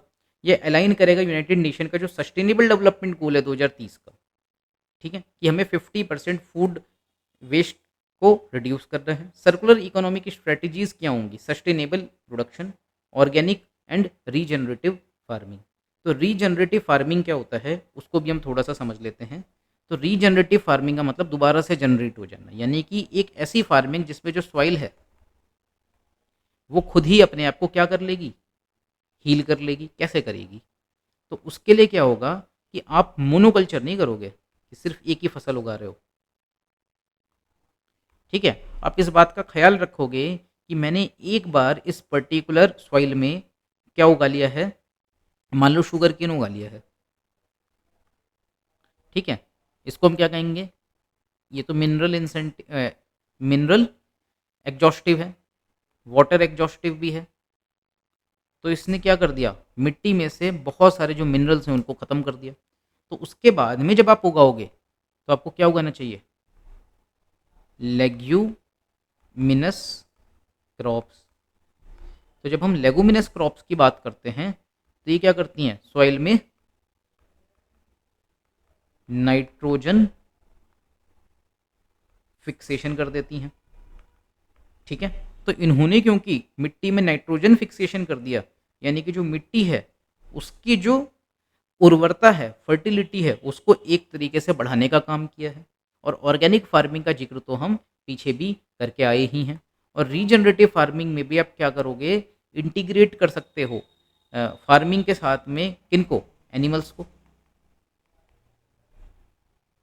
ठीक है, इसमें भी आप क्या करो, मैन्योर का यूज़ करो या ऑर्गेनिक जो फर्टिलाइजर्स हैं उनका प्रयोग करो। तो इस तरीके से रीजनरेटिव फार्मिंग जो है यह सर्कुलर इकोनॉमी का एक कंपोनेंट बन सकता है और हमारी जो वेस्टेज है फूड की उसको कम कर सकता है। ठीक है, और जो हमारी सॉइल की जो फर्टिलिटी है उसको अपने आप ही बेहतर रख सकता है without the use of much of the fertilisers. फिर हम जब बात करते हैं value added products and by product marketing, इससे भी वेस्ट कम होता है, रेवेन्यू बढ़ता है। क्लोज लूप सिस्टम की अगर हम बात करें तो रिसोर्स का रीयूज करो, कॉस्ट सेविंग करो। जो पैकेजिंग होती है प्रोडक्ट्स की, फूड आइटम्स की, वो भी पैकेजिंग बायोडिग्रेडेबल होनी चाहिए। ठीक है, कंपोस्टेबल मटेरियल की होनी चाहिए, सप्लाई चेन ऑप्टिमाइज्ड होनी चाहिए ताकि कॉस्ट भी कम हो, एनर्जी भी कम लगे और वेस्टेज भी कम हो। अब स्टेक होल्डर्स जो हैं आपस में क्या कर लें, कोलैबोरेट कर लें। अब जब हम एग्री प्रोडक्ट्स की बात कर रहे हैं तो स्टेक होल्डर्स कौन कौन होंगे, सबसे पहला स्टेक होल्डर होगा कंज्यूमर, एक दूसरा स्टेक होल्डर होगा कस्टमर। अब यहाँ पे कस्टमर कौन है, जो रिटेलर्स हैं। ठीक है, यानी हम क्या कह सकते हैं, खुदरा व्यापारी हैं। और तीसरा कौन है, जो प्रोसेसर्स हैं, यानी उस प्रोडक्ट को प्रोसेस करते हैं। ठीक है, बेनिफिट्स क्या होते हैं इन चीज़ों के, कॉस्ट में रिडक्शन होता है, प्राइस कॉम्पिटिटिव होती है और ग्रीन मार्केट हमारा बनता है। क्यों, क्योंकि हम क्या कर रहे हैं, बेसिकली हम फर्टिलाइज़र्स का कम से कम प्रयोग कर रहे हैं। और जब हम फर्टिलाइज़र्स का कम प्रयोग करेंगे और हमारी जो फार्मिंग होगी वो सस्टेनेबल होगी, जीरो बजट नेचुरल फार्मिंग का प्रयोग होगा, तो जो ग्लोबल कार्बन फुटप्रिंट है वो भी घट जाएगा। ठीक है, ये एक नया बिजनेस मॉडल निकल के आएगा और एक्सपोर्ट जो होगा हमारा सस्टेनेबल होगा। गवर्नमेंट का रोल क्या है, पॉलिसी सपोर्ट करती है सरकार, फाइनेंशियल इंसेंटिव्स भी देती है और कैपेसिटी बिल्डिंग एंड अवेयरनेस का काम करती है। ठीक है, फिर हम जब कंक्लूजन की बात करते हैं तो इंडिया का एग्रीकल्चरल एक्सपोर्ट पोटेंशियल बहुत इमेंस है लेकिन अभी भी अंडर यूटिलाइज्ड है। ठीक है, processed food exports offer higher profitability, market reach and resilience. अगर हम सर्कुलर इकोनॉमिक प्रैक्टिसेस को अपनाते हैं और टेक्नोलॉजी को भी इंटीग्रेट करते हैं तो हम इस सेक्टर को रेवोल्यूशनाइज कर सकते हैं। ठीक है, फिर हम बात करते हैं इंफ्रास्ट्रक्चर डेवलपमेंट एंड अर्बेनाइजेशन की। तो जब हम इंफ्रास्ट्रक्चर डेवलपमेंट और अर्बेनाइजेशन की बात करेंगे तो हमें ये देखना होगा कि इंडिया जो है, इंडिया की जर्नी है towards becoming the third largest economy bye 2027। और कोई भी देश तीसरी सबसे बड़ी अर्थव्यवस्था बनने जा रहा है तो उसकी बैकबोन, उसकी नींव क्या होनी चाहिए, एक अच्छा इंफ्रास्ट्रक्चर, और अर्बनाइजेशन, ठीक है। और उसके की ड्राइवर्स क्या होंगे, सस्टेनेबल अर्बनाइजेशन होना चाहिए और मॉडर्न इंफ्रास्ट्रक्चर होना चाहिए। अब इन रोल्स को प्ले करने में, मतलब इम्प्लीमेंट करने में एक बहुत इंपॉर्टेंट रोल प्ले किया गया है प्रगति प्लेटफॉर्म के द्वारा। तो प्रगति प्लेटफॉर्म क्या है, ध्यान से सुन लो, चाहो तो नोट भी कर लो। Proactive governance and timely implementation, ठीक है। Proactive governance and timely implementation. देखो, आपने देखा होगा कि हमारे देश में कई सारे इंफ्रास्ट्रक्चर प्रोजेक्ट चालू हो जाते थे, लेकिन वो टाइमली कंप्लीट नहीं हो पाते थे। उसके पीछे जो कारण था वो क्या था, कि हमारा जो गवर्नेंस है, गवर्नेंस सिस्टम जो है वो पुअर है, ठीक है। ठीक से मॉनिटरिंग नहीं होती, ठीक है। और जो अकाउंटेबिलिटी है वो भी क्या कहते हैं, तय नहीं होती। तो इन सारे जो लैक्यूनाज हैं, यानी कि जो कमियां हैं, उनको दूर करने के लिए ही प्रगति प्लेटफॉर्म को बनाया गया था, जिस पे जो पीएम हैं देश के, वो खुद रिपोर्ट लेते थे कि किस पर्टिकुलर प्रोजेक्ट में काम कहाँ तक पहुँच गया है। और उसी के आउटकम है कि हम देखते हैं कि पम्बन रेलवे ब्रिज जो है वो बना लिया गया है, जो फर्स्ट वर्टिकल लिफ्ट ब्रिज है, और इसका उद्घाटन 2025 में किया गया है, ठीक है। उसके साथ में हम जे मॉर्फ टनल को देखते हैं, जो जम्मू कश्मीर में बनाया गया है, ठीक है। बोगीबील ब्रिज जो आसाम में बनाया गया है, ठीक है। तो हमारी जो एक्ट ईस्ट पॉलिसी है, ठीक है, पहले पॉलिसी हमारी क्या थी, लुक ईस्ट थी, फिर हमारी पॉलिसी हो गई एक्ट ईस्ट पॉलिसी। तो एक्ट ईस्ट पॉलिसी को ठीक से फॉलो करने के लिए, इम्प्लीमेंट करने के लिए, उसकी ओर कदम बढ़ाने के लिए क्या जरूरी है कि रेस्ट ऑफ द इंडिया की कनेक्टिविटी नॉर्थ ईस्ट से बेहतर तरीके से जुड़े। और हमने अभी देखा ही था कि भाई अगर हम एग्रीकल्चरल सेक्टर में अच्छा काम करना चाहते हैं तो उसके लिए भी क्या करना होगा, हमें हमारे लॉजिस्टिक्स को बेहतर करना होगा, हमारे इंफ्रास्ट्रक्चर को बेहतर करना होगा, हमें सप्लाई चेन को बेहतर करना होगा। तो वो सारे काम कैसे होंगे, जब आप ब्रिज बना पाओगे, है ना। तभी तो एक जगह से दूसरी जगह जो सामान है वो आसानी से पहुंचेगा और हम कह सकेंगे कि हमारी सप्लाई चेन फ्रेगमेंटेड नहीं है। तो उन सारे कामों में बहुत इंपॉर्टेंट रोल किसके द्वारा प्ले किया जाएगा, बोगीबील ब्रिज के द्वारा, ठीक है। इसी तरीके से Mumbai trans harbour link Atal Setu बनाया गया है, चिनाब रेलवे ब्रिज बनाया गया है। तो जो डिजिटल टेक्नोलॉजीज़ हैं इंफ्रास्ट्रक्चर में, उसमें हम देखें तो प्रगति पोर्टल है, proactive governance and timely implementation. ये क्या करेगा, ये टेक स्टैक है, एआई का भी इसमें यूज़ होगा, बिग डेटा का यूज़ होगा, मशीन लर्निंग का भी इसमें प्रयोग होगा, ब्लॉकचेन है, जीआईएस है, जीपीएस है, ग्लोबल पोजीशनिंग सिस्टम और डीप सीक है। 340 इंफ्रास्ट्रक्चर प्रोजेक्ट्स कंप्लीट हुए हैं वर्थ $205 बिलियन के प्रगति प्लेटफॉर्म, और ये 2015 में लॉन्च किया गया था। आप सोच सकते हो कि 10 साल के अंदर अंदर कितनी तेज़ी से काम हुए हैं, ठीक है। इससे अकाउंटेबिलिटी बढ़ती है, रिसोर्स यूज़ बढ़ता है, सस्टेनेबिलिटी बढ़ती है। फिर पीएम गति शक्ति मास्टर प्लान है। अब ये इसका उद्देश्य क्या है, seamless sustainable connectivity for people goods and services. इसमें कोलैबोरेशन किस किस का है, बाइसेज और इसरो का है। ये यूज़ करता है जियो स्पेशियल टूल्स को इंफ्रास्ट्रक्चर को प्लान करने के लिए और इन्वायरमेंटल इम्पैक्ट को मिनिमाइज करने के लिए। अब जब हम ये सारी चीज़ पढ़ ही रहे हैं तो उसमें एक इम्पॉर्टेंट जो चीज़ आती है वो आती है आपकी परिवेश प्लेटफॉर्म, ठीक है। तो ये परिवेश प्लेटफॉर्म क्या है, ये एक सिंगल विंडो क्लियरेंस है, किसके लिए, इन्वायरमेंटल प्रोजेक्ट्स के लिए, ठीक है। जैसे पहले हम देखते थे कि कोई प्रोजेक्ट को पास करवाना होता था तो जो फाइल्स होती थी वो, मतलब कि जो डॉक्यूमेंट्स होते थे, जो फाइल्स होती थी वो एक सीट से दूसरी सीट पे जाती रहती थी और उसमें करप्शन भी बड़े स्तर पर होता था। लेकिन अब इन सारी चीज़ों को क्या कर दिया गया है, ऑनलाइन कर दिया गया है, और वन स्टॉप सॉल्यूशन है। यहीं पे आपका क्या हो जाएगा, इन्वायरमेंटल इम्पैक्ट असेसमेंट भी हो जाएगा, और उसके बाद में आपको क्या करना होगा, अप्रूवल देना होगा। तो जो इन्वायरमेंटल अप्रूवल टाइम पहले 600 दिन का लगा करता था, वो अब मात्र 70 से 75 दिन रह गया है। तो अब सोच रहे हो कि कितना बड़ा कदम है ये। ठीक है, ये आपको याद होना चाहिए। इसकी फुल फॉर्म भी होती है परिवेश की,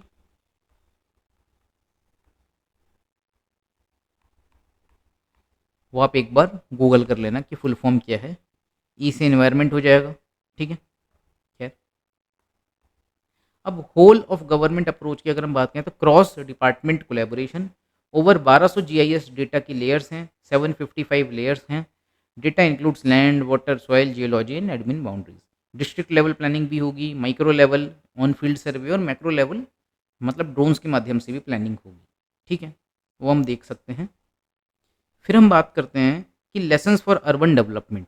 तो करंट अर्बन चैलेंजेस क्या हैं? वो ये हैं कि भाई अर्बन पॉपुलेशन अभी भी बहुत ज़्यादा है और 2047 तक वो और भी ज़्यादा बढ़ जाएगी। ठीक है, तो अर्बन एक्सपेंशन जैसे जैसे हो रहा है, हमें बिल्ड करना पड़ सकता है इंटायर इंफ्रास्ट्रक्चर को दोबारा से, जो बहुत मुश्किल काम होगा। चैलेंजेस क्या हैं भारत में? अनप्लैन्ड एरियाज़ हैं, स्लम्स हैं। ठीक है, इनफॉर्मल सेक्टर, 80% वर्कफोर्स हमारे इनफॉर्मल सेक्टर में है ना, मतलब या तो लोगों के पास जॉब ही नहीं है, या उनके पास में हेल्थ और एजुकेशन सिक्योरिटी नहीं है। ठीक है, फिर हम बात करते हैं पॉल्यूशन की। तो पॉल्यूशन बहुत ज़्यादा है, सैनिटेशन की कमी है, हीट आइलैंड्स बन रहे हैं। अर्बन हीट आइलैंड के बारे में आपने सुना ही होगा कि जो अर्बन हीट आइलैंड होते हैं वो किस कारण से बनते हैं। क्योंकि अगर हम देखें, ये एरिया है रूरल एरिया, ये वाला, और ये एरिया है अर्बन एरिया। तो अर्बन एरिया में क्योंकि जो बिल्डिंग्स होती हैं बहुत ऊंची ऊंची होती हैं, और जो रोड्स होती हैं वो कंक्रीट की बनी हुई होती हैं। तो ये है सिटी, ये है विलेज, और यहाँ मान लेते हैं दोबारा से है विलेज। तो ये क्या रहेगा? ये कूल होगा। ये क्या होगा? ये भी कूल होगा। क्यों? क्योंकि यहाँ पे उतना ज़्यादा कॉन्क्रीटाइजेशन हुआ नहीं है, उतनी रोड्स बनी नहीं है, तो यहाँ पे जो ज़मीन है वो ठंडी हो जाएगी। लेकिन जो कंक्रीट होता है, क्योंकि वो हीट को ज़्यादा एब्जॉर्ब करता है, तो ये एरिया गर्म होगा। यहाँ ऊंची ऊंची बिल्डिंग है, अब जो बिल्डिंग है वो इतनी है, वो भी क्या करती है? हीट को एब्जॉर्ब करती है। तो दो जमीन के टुकड़ों के बीच में ये जो जमीन का टुकड़ा है ये वार्म हो गया बहुत ज़्यादा। तो इसको हम क्या कह सकते हैं? It is acting as an island. क्यों? क्योंकि इसका जो फीचर है वो इससे और इससे अलग है। इसको हम क्या कहते हैं? अर्बन हीट आइलैंड कहते हैं। ठीक है, तो ये भी एक बड़ी समस्या है। पार्किंग की समस्या, मतलब पार्किंग ठीक से नहीं हो पाती, ये भी बड़ी समस्या है। जेंडर और सोशल इनइक्वालिटी भी हमको देखने को मिलती है। तो ग्लोबल कंटेक्स्ट क्या है? जब भी हम बात करेंगे अर्बन की और उसमें यूएन हैबिटेट का हम जिक्र ना करें तो वो चीज़ ठीक नहीं होगी। तो UN habitat world cities report 2024 की क्या कहती है? 2 बिलियन जो लोग हैं वो एक्सपोज हैं to 0.5 degree rise by 2040। 2000 plus cities जो हैं वो, और 2620 जो है उनमें फ्लड रिस्क हमको देखने को मिलेगा। ठीक है, फिर हम बात करते हैं इनोवेटिव अर्बनिज्म की। तो यहाँ पे 2 बुक्स का जिक्र है। एक बुक का नाम है एज ऑफ द सिटी। इसमें क्या कहा गया है कि हमें जो रिजेक्ट करना होगा कार सेंट्रिक स्प्रॉल को। स्प्रॉल का मतलब क्या होता है? फैलाव। यानी कि हमारा जो शहरों का फैलाव है वो कार सेंट्रिक नहीं होना चाहिए, गाड़ियों को देख के नहीं होना चाहिए। हमें किस पे फोकस करना होगा? वॉकिंग पे, साइकिलिंग पे और मास ट्रांजिट पे। मास ट्रांजिट मतलब जिसको हम क्या कह सकते हैं कि ऐसे ट्रांसपोर्ट जो शेयरिंग में होते हैं, जैसे कि मेट्रो, जैसे कि बसेस। ठीक है, तो इन पे हमें फोकस करना होगा। फिर हम बात करते हैं बुक 15 मिनट सिटी की। तो ये बुक क्या कहती है कि cities should be walkable and self sufficient with in 15 minutes. यानी कि शहर एक ऐसा होना चाहिए जिसमें 15 मिनट के आसपास में ही आपको सारी अपनी ज़रूरत की सुविधाएं मिल जाएं। यानी कि अगर आपको मेडिकल स्टोर की आवश्यकता है तो 15 मिनट की दूरी पे मेडिकल स्टोर होना चाहिए। 15 मिनट की दूरी पे ही आपका हॉस्पिटल होना चाहिए। 15 मिनट की दूरी पर ही आपका स्कूल होना चाहिए। ठीक है, तो 15 मिनट की दूरी पे आपकी वो सारी मूलभूत ज़रूरतें जो हैं वो अवेलेबल होनी चाहिए। फिर बात आती है बायोमॉर्फिक अर्बनिज्म की। ये भी 15 मिनट सिटी में ही लिखा हुआ है। तो bio means living, morph means shape. तो हमें जो अर्बनाइजेशन करना है वो एक ऐसा अर्बनाइजेशन करना है जो बायोमॉर्फिक हो, यानी कि वो नेचर के अनुसार हो। ठीक है, यानी कि नेचुरली जैसी नेचर हमको देखने को मिलती है, हमारा अर्बनाइजेशन इस तरीके से हो कि वो नेचर के अगेंस्ट ना चला जाए। तो बायोमॉर्फिक अर्बनिज्म में क्या होगा, वहाँ पे ग्रीनरी अच्छी खासी होगी, अच्छा खासा एफॉरेस्टेशन होगा, ठीक है, एफॉरेस्टेशन पे बहुत ज़्यादा फोकस किया जाएगा और ज़्यादा से ज़्यादा जो नेचुरलिटी है इन्वायरमेंट की उसको प्रिजर्व करने पर फोकस किया जाएगा, ठीक है। ग्रीन कवर पे फोकस होना चाहिए हमारा और वाटर बॉडीज हीट मिटिगेशन पे फोकस होना चाहिए, ठीक है। फिर हम बात करते हैं, हमें अर्बन प्लानिंग को रीथिंक करना होगा from master plans to strategic spatial development plans, ठीक है। ये आप देख सकते हैं, इसमें 4 ईज पे फोकस होगा, इकोनॉमी पे भी, इंगेजमेंट में भी, इक्वलिटी पे भी और इन्वायरमेंट पे भी। और हमें रिप्लेस करना होगा जो रिजिड मास्टर प्लान्स हैं उनको फ्लेक्सिबल सिटीजन फोकस्ड प्लानिंग के साथ में, ठीक है। अब एक SSDP है जिसको हम कहते हैं इंटीग्रेटेड प्लानिंग फ्रेमवर्क। वो क्या इंक्लूड करता है, सस्टेनेबिलिटी प्लान, जो हमारा प्लान होना चाहिए वो क्लाइमेट रेजिलिएंट भी होना चाहिए, ठीक है। जैसे कि अभी हम क्लाइमेट रेजिलिएंट क्रॉप्स की भी बात करते हैं तो हम कहते हैं मिलेट्स, जो मोटा अनाज होता है हमारा, जिसमें क्या आता है, ज्वार, बाजरा, रागी। तो ये वो फसलें हैं जो क्या हैं, क्लाइमेट रेजिलिएंट हैं। तो हमारा प्लान क्लाइमेट रेजिलिएंट ही होना चाहिए, हीट मिटिगेशन का प्लान भी होना चाहिए, एयर पॉल्यूशन कंट्रोल प्लान भी होना चाहिए, ठीक है। तो इस तरीके से हम देख सकते हैं कि सैनिटेशन और ड्रेनेज प्लान भी हमारा होना चाहिए। फिर हैं टेक अवेज क्या हैं इसके, तो टेक अवेज बहुत इंपॉर्टेंट हो जाता है क्योंकि इसमें आपको प्रगति स्कीम को याद रखना है, गति शक्ति PM गति शक्ति को याद रखना है, ठीक है। ये 2 चीज़ें बहुत इंपॉर्टेंट हैं और इसके साथ में एक परिवेश जो है, परिवेश पोर्टल जिस पे सिंगल विंडो क्लियरेंस होती है इन्वायरमेंट से संबंधित मैटर्स की, उस परिवेश पोर्टल को भी याद रख लेना, ठीक है। तो urbanisation must be digitally enabled, sustainable, inclusive and climate resilient. Students और planners should learn to use कि वो किस तरीके से डेटा यूज़ करेंगे। प्लानिंग डिसेंट्रलाइज होनी चाहिए और इनोवेशन होना चाहिए ताकि हम फ्यूचर के शहरों को बना सकें। फिर बात आती है योग for one earth one world. क्यों, क्योंकि 21 जून जो है उस दिन हमने इंटरनेशनल योग डे भी मनाया था। अब ज्योग्राफी के कंटेक्स्ट में जो 21 जून है वो बहुत इंपॉर्टेंट होता है। उस दिन क्या खास बात होती है आपको बताना है, ठीक है। उस दिन आपको बताना है कि समर सॉल्स्टिस होता है कि विंटर सॉल्स्टिस होता है, ठीक है, या फिर उस दिन इक्विनॉक्स होता है, ठीक है। ये आपको कमेंट में बताना है।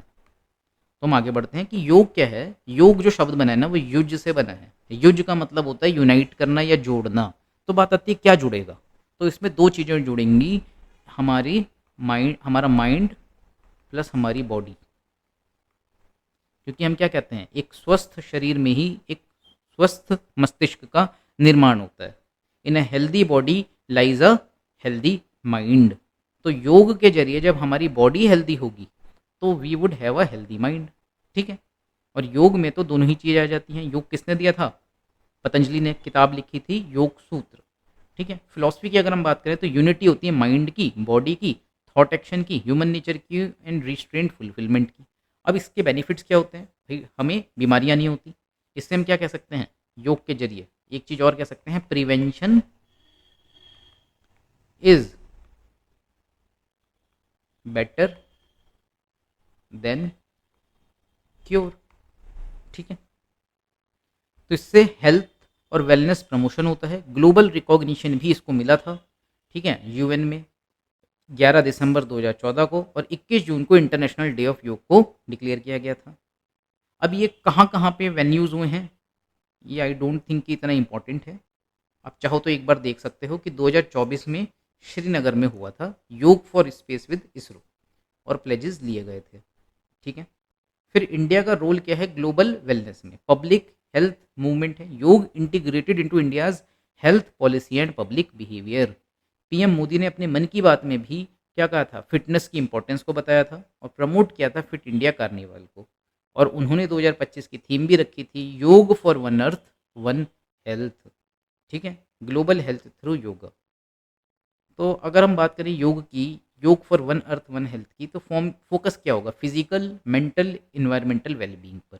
हमें अपने फिजिकल हेल्थ को भी ध्यान में रखना है और मानसिक स्वास्थ्य का भी ख्याल रखना है और पर्यावरण के स्वास्थ्य का भी ख्याल रखना है, और ये अलाइन करता है सस्टेनेबिलिटी, यूनिटी और ग्लोबल वेलनेस के साथ में। अब इसमें कुछ सिग्नेचर इवेंट्स भी हुए हैं, उनको एक बार आप देख सकते हो। मैं हल्का सा जिक्र कर देता हूँ, जैसे कि योग संगम। अब योग संगम नाम से ही समझ में आ रहा है, संगम मतलब जहाँ पे लोग इकट्ठा होंगे।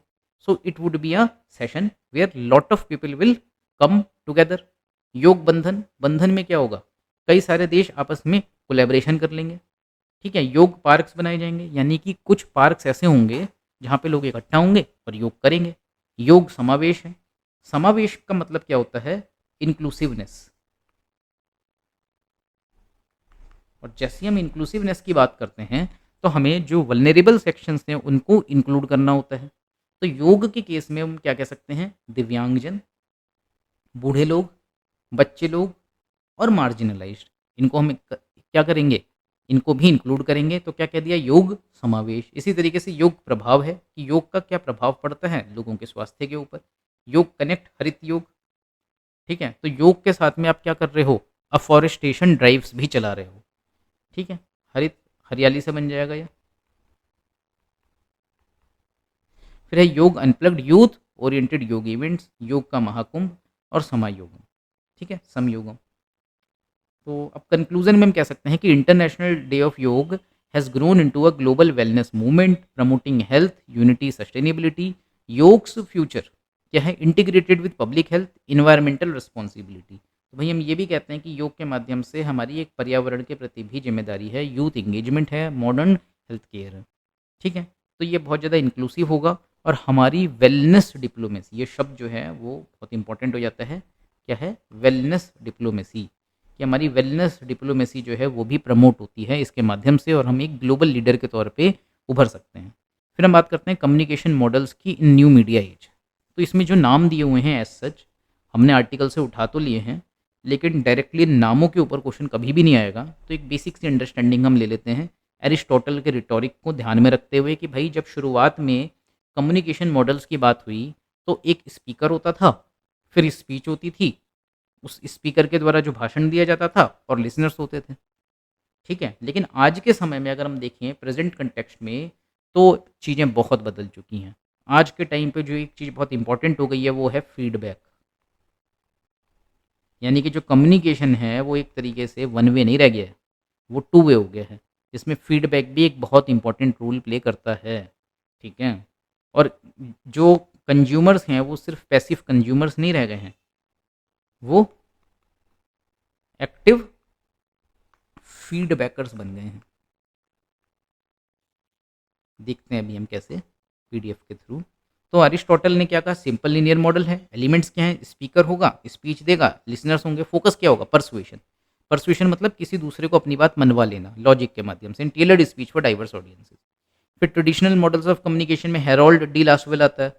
उसने कुछ बातें कही, ये नाम आपके लिए इंपॉर्टेंट बिल्कुल भी नहीं है। उसने क्या कहा, हु, कौन कह रहा है, क्या कह रहा है, इन विच चैनल मतलब किस माध्यम से कह रहा है, किससे कह रहा है और क्या प्रभाव पड़ा। लेकिन इसमें भी आप देख मतलब किस प्रभाव के साथ कह रहा है, यानी कि उसके कहने का जो अंदाज है वो कितना प्रभावशाली है। इसमें भी आपको फीडबैक की कमी नजर आएगी। फिर शैनन वीवर मॉडल है, इनका मॉडल मैथमेटिकल मॉडल कहलाता है। एक सेंडर है, इसको आप आज के व्हाट्सएप से देख सकते हो।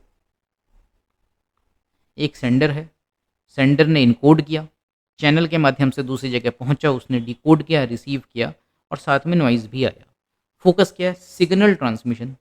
ठीक है, उसका फोकस भी सिग्नल ट्रांसमिशन ही था। फिर डेविड बर्लो एनएमसीआर आता है, एलिमेंट्स क्या, source, message, channel and receiver. इसमें require shared communication skills, knowledge, social system, culture. ये भी एक लीनियर मॉडल ही है, इसमें भी फीडबैक नहीं है।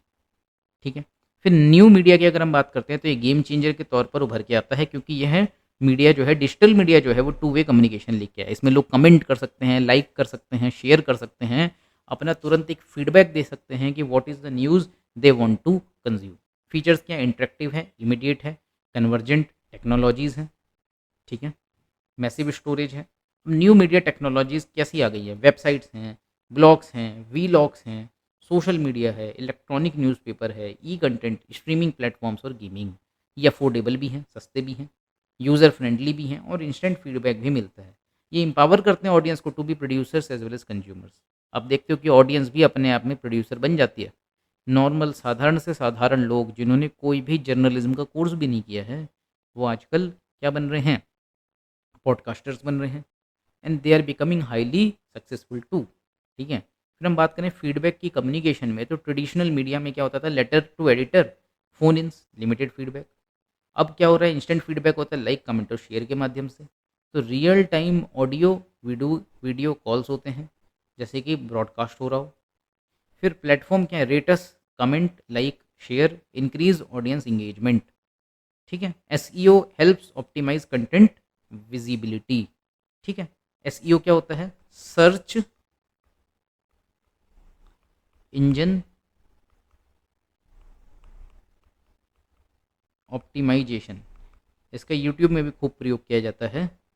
इसके ठीक से अगर हम इसको यूज़ करते हैं तो यूट्यूब पे भी हम अपने चैनल के व्यूज़ जो हैं उसको बढ़ा सकते हैं। ठीक है, फिर audiences in new media era. Past audience passive थी, वन वे कम्युनिकेशन होता था, लेकिन आज के टाइम के जो ऑडियंस है वो पैसिव नहीं है, वो एक्टिव है। और जो कम्युनिकेशन है वो मतलब कि एक्टिव है, एक्सप्रेसिव है, पार्टिसिपेटिव है, इवन साइबर बुली तक कर सकती है। वो नैरेटिव्स को भी इन्फ्लुएंस कर सकती है, चूज़ कर सकते हैं कि उनको क्या देखना है, क्या सुनना है। यंग, ओल्ड, इवन चिल्ड्रन भी इसमें इंक्लूड होंगे और स्पेंड करते हैं मैक्सिमम टाइम अपना ये ऑनलाइन ही। तो किस तरीके से जो कम्युनिकेशन है वो बदल गया है, वो भी हम इसमें देखते हैं। Role of new media in India, enable हो गया डिजिटल इंडिया कैंपेन। ब्रिज करना है गैप को between the urban, rural, rich, poor, educated, uneducated.